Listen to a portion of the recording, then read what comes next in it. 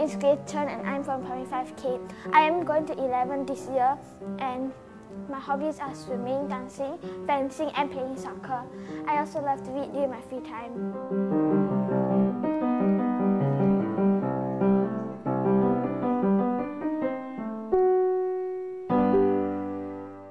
We first discovered she was profoundly hearing impaired. We were grieving. We actually quite despaired about her future because we thought that she would be confined to just signing as a means of communication until a friend told us about cochlear implants. Well, 10 years ago when we first knew that she was profoundly hearing impaired, in Singapore, we only heard about the hearing aids. We didn't know that there was such things called the cochlear implants. A friend from Malaysia introduced us to the Australian surgeon, Professor Gibson, who actually took a long-distance call from us and explained to us the cochlear implant operation. So we went over to Australia and we were shown videos of children with cochlear implants as well as children with hearing aids. And we discovered that children that were on hearing aids and they are profoundly hearing impaired don't articulate well, whereas the cochlear implant gives them a better option. They seem to be able to assess speech better and they pronounce better too. So we decided to explore this option. Whenever I say a familiar nursery rhyme, she was able to give me the actions. So she was actually understanding, but she wasn't speaking. But speech actually gradually came, and within a year she was tracking the normal child. So when she was 2 years old, she was actually on par with a normal 2-year-old. So it took actually 1 year for her to catch up, even though she lost 1 year of not hearing anything. Hi, Aggie.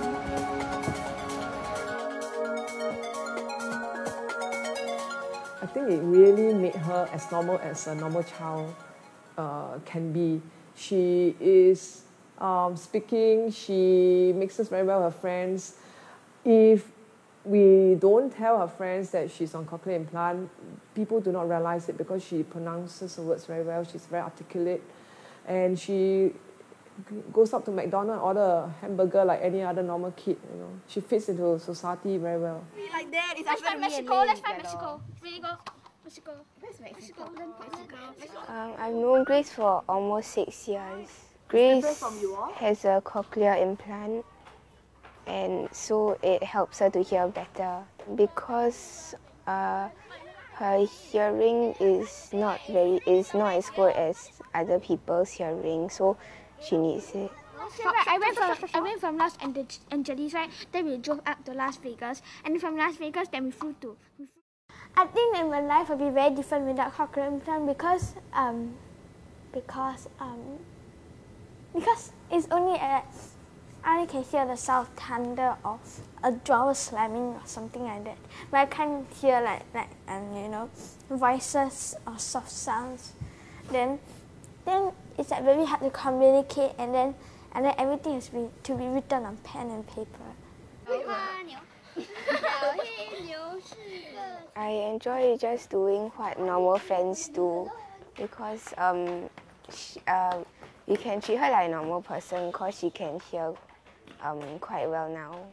So now I want you to think about how you can elaborate on it. She responds quite well to the teacher, and she is quite she participates a lot in class. She does fine during music lessons, the same as any of us.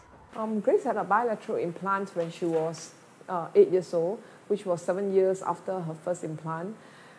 The bilateral benefited her to the extent that it helped her with her localization of sounds. She now is able to tell the directions. If you were to ask Grace, she would tell you that she hears better with 2 rather than 1. So she wants both on, and she's so used to it that if she has one on, she would naturally ask for the other. But our recommendation to parents who are considering bilateral implant is that if you do decide to give the child bilateral implants, then go for it when the child is young, because like in Grace's case, playing the catching up game is tough. It's tougher if we had implanted her earlier. We believe that she will have received the benefits much earlier.